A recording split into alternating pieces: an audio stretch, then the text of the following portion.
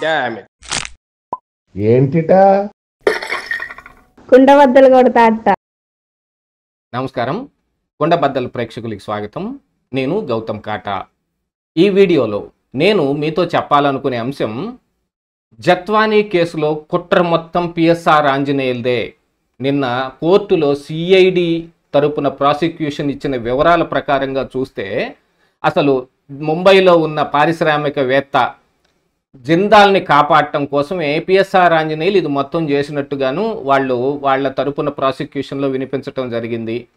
ముంబైలో నటి జత్వాని ఈ సజ్జన్ జిందాల్ మీద పెట్టిన కేసులో ఉన్న ఈ సాక్ష్యాధారాలు మొత్తం తారుమారు చేయటానికి జరిగిన ఒక పెద్ద తతంగంలో విశాల్ గున్ని కానీ క్రాంతి రాణా టాటా కానీ ఇచ్చిన వాంగ్మూలం ప్రకారంగా పిఎస్ఆర్ ఆంజనేయులు వీళ్ళని సీఎంఓకి పిలిపించి వాళ్ళకి ఆదేశాలు ఇవ్వటం, దాంతోపాటుగా ఈ విశాల్ గున్నీని ఈ విజయవాడ నుంచి ట్రాన్స్ఫర్ అయ్యే దీంట్లో కూడా ఈ కేసు అయిపోయిన తర్వాత మాత్రమే మీ ట్రాన్స్ఫర్ జరుగుతుంది అనే బెదిరింపుకు కూడా పాల్పడటం అనేది కూడా అందులో విశాల్ గున్ని ఇచ్చిన స్టేట్మెంట్ ప్రకారంగా తెలుస్తుంటే, ఇప్పుడు సిఐడి అసలు పేర్లు బయట పెట్టాల్సి వచ్చింది.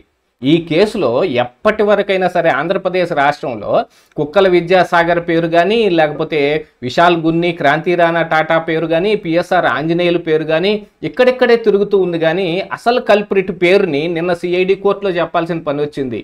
ఈ కేసుకి సజ్జన్ జిందాల్కి ఉందా ఈ సంబంధాన్ని వివరించకుండా కేసు ముందుకెళ్ళటం అనేది కన్నా కష్టమైన మ్యాటరు. ఎందుకంటే ఇందులో అల్టిమేట్ బెనిఫిషరీ ఎవరు, ఈ కేసులో అంతిమ లబ్ధిదారు ఎవరి కోసం ఇది జరిగింది, ఈ కేసు ఇలా రావటానికి గల ఉన్న మోటో ఏమిటి అనేది కోర్టుకి ఖచ్చితంగా వివరించి తీరాల్సిందే. గతంలో ఈ సజ్జన్ జిందాల్కి నటి జత్వానీకి మధ్య ముంబైలో నడిచిన కేసు విషయం అయ్యి ఈ జత్వానీ ప్రైవేట్ కేసును కోర్టులో వేయటం జరిగింది. సాక్ష్యాధారాలని పోలీస్ స్టేషన్లో సబ్మిట్ చేయాల్సిన ఈ సమయంలో ఖచ్చితంగా రేపు సబ్మిట్ చేయాలి అనగా ఈ రోజున నటి జత్వానీని అరెస్ట్ చేసి ఆంధ్రప్రదేశ్ రాష్ట్రానికి తీసుకొచ్చారు. ఆవిడ దగ్గర ఉన్న ల్యాప్టాప్ల్లో కానీ, ఐప్యాడ్లు, ఇక ఫోనుల్లో ఉన్న ఈ సాక్ష్యాధారాలను మొత్తాన్ని డిస్మాంటిల్ చేసేసి డిలీట్ చేసేసారు అనేది కూడా ఒక వాదన నడుస్తోంది. కాకపోతే ఇందులో కుక్కల విద్యాసాగర్ ద్వారా ఈ కేసు పెట్టించటం, అంటే గతంలో ఈ కుక్కల విద్యాసాగరు నటి జత్వానీకి నీ పెళ్లి చేసుకుంటానని ఇచ్చిన ఆఫర్, దాన్ని రిజెక్ట్ చేసిన వైనం, ఇదంతటిగా ఒక పావుగా ఉపయోగపడింది. ఈ కుక్కల విద్యాసాగర్ అయితే లేనిపోని వాటన్నిటితోటి ఏదో ఈ విద్యాసాగర్కి సంబంధించిన కొంత ల్యాండ్ని జత్వానీ అమ్ముకునే పని చేసిందని, అందులో ఈ కొన్ని ఫేక్ డాక్యుమెంట్లు పుట్టించిందని, అవి మరి వీళ్ళు అరెస్ట్ చేసి తీసుకొచ్చినప్పుడు జత్వానీ ఈ హ్యాండ్ బ్యాగ్లో ఆ డాక్యుమెంట్లు బయటపడ్డాయి అనే విషయం తెలిసిన ఆ తర్వాత చాలా విషయాలు బయటకు వచ్చాయి. ఎందుకంటే ఆ డాక్యుమెంట్లో ఆ ఫోర్జరీ డాక్యుమెంట్ని తయారు చేయించింది పిఎస్ఆర్ ఆంజనేయులు ఒంగోలులో ఉన్న ఒక లాయర్ చేత తయారు చేయించి అందులో నటి జత్వానీ ప్రస్తుతం ఉంటున్న ఆ ఇంటి అడ్రస్ పెట్టారు. కానీ డాక్యుమెంటు పాతది అనేది వీళ్ళు వేసిన డేట్ ప్రకారంగా తెలుస్తుంటే ఆ సమయానికి జత్వానీ ఆ అడ్రస్లో లేదు అనే విషయం దగ్గర ఖచ్చితంగా దొరికిపోయారు. దీంతో పాటుగా అసలు పిఎస్ఆర్ ఆంజనేయులు ఈ పని ఎందుకు చేయాల్సి వచ్చింది, ఒక ఫోర్జరీ డాక్యుమెంట్ ఎందుకు పుట్టించాల్సి వచ్చింది, క్రాంతి రాణా టాటాని కానీ విశాల్ గున్నీని కానీ సీఎంఓకి పిలిచి ఎందుకు మాట్లాడాల్సి వచ్చింది, వీళ్ళ ద్వారా జత్వానీని ఎందుకు తీసుకొచ్చి ఇక్కడ అరెస్ట్ చేసి అన్ని రోజులు రిమాండ్లో ఉంచాల్సిన అవసరం వచ్చింది, దీని అంతటి కారణం ఏమిటి అనేది ఖచ్చితంగా వివరించి తీరాలి. మరి ఆ పని నిన్న సిఐడి కోర్టులో చేసింది. కోర్టుకి బెయిల్ కోసం ఇంకా అదనపు సౌకర్యాలు జైల్లో తనకు కల్పించాలని పిఎస్ఆర్ ఆంజనేయులు వేసుకున్న ఆ పిటిషన్లో సిఐడి తమ వాదనను వినిపిస్తూ ఈ వ్యవహారం మొత్తం బయటపెట్టింది. ఇందులో సజ్జన్ జిందాల్ పేరు బయటకు రాకుండా కేసు పూర్తవటం అనేది కన్నా కష్టమైన మ్యాటరు. ఈ విషయాన్ని కుండబద్దలు గతంలోనే అసలు ఈ కేసు హాట్గా నడుస్తున్న సమయంలోనే చెబితే చాలామంది సజ్జన్ జిందాల్తో పనే లేదు, ఇక్కడ ఉన్న వీళ్ళని ఈ పిఎస్ఆర్ ఆంజనేయులను ఈ వైఎస్ఆర్ నాయకులను శిక్షించేస్తే మొత్తం సరిపోద్ది అన్నట్టుగా మాట్లాడి నా మీదే ఎదురుదాడి చేశారు. కానీ ఈ రోజున సిఐడి సజ్జన్ జిందాల్ పేరుని కోర్టులో ఎందుకు చెప్పాల్సి వచ్చింది అంటే, కోర్టులో ఉన్న అసలు విషయాలు బయటపడితే కానీ ఏదైనా సరే కేసు ముందుకు నడవదు.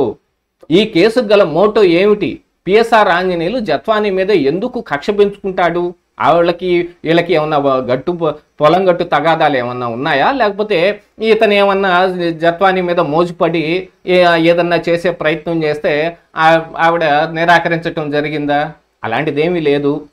కాకపోతే ఈ విషయంలో ఈ సజ్జన్ జిందాల్ చేసిన పని ద్వారానే అసలు ఈ కేసు మొత్తం ఆంధ్రప్రదేశ్ రాష్ట్రానికి చుట్టుకోవాల్సిన పని వచ్చింది. ఈ పిఎస్ఆర్ ఆంజనేయులో విశాల్ గున్నియో, క్రాంతి రాణా టాటో సస్పెండ్ అవటం, పిఎస్ఆర్ ఆంజనేయులు అరెస్ట్ అవటం కూడా జరిగింది.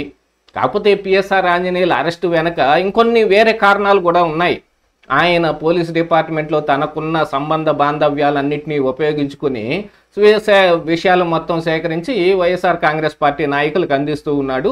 వాళ్ళకు తదనుగుణంగా వాళ్ళు కూడా ముందస్తు బెయిల్ వేసుకోవటమో, లేకపోతే నోటీసులకు దొరకకుండా పారిపోవటమో, విదేశాలకు వెళ్ళిపోవటమో. నిన్ననే రాజకేశ్ రెడ్డికి సహాయుడుగా ఉన్న దిలీప్ కూడా మరి దుబాయ్ పారిపోయే ప్రయత్నం చేశాడు.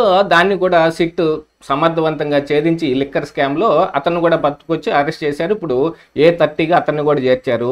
ఇప్పుడు రాజకేశ్ రెడ్డిని కూడా కస్టడీలోకి తీసుకొని విచారిస్తున్నా అది వేరే లిక్కర్ స్కామ్ ద్వారా అందులో జరిగిన ఆ విషయాల మీద జరుగుతుంది. కానీ పిఎస్ఆర్ ఆంజనేయుల్ని ఈ జత్వానీ కేసులో ఎందుకు అరెస్ట్ చేయాల్సి వచ్చింది అని అంటే కారణం అదవుతుంది.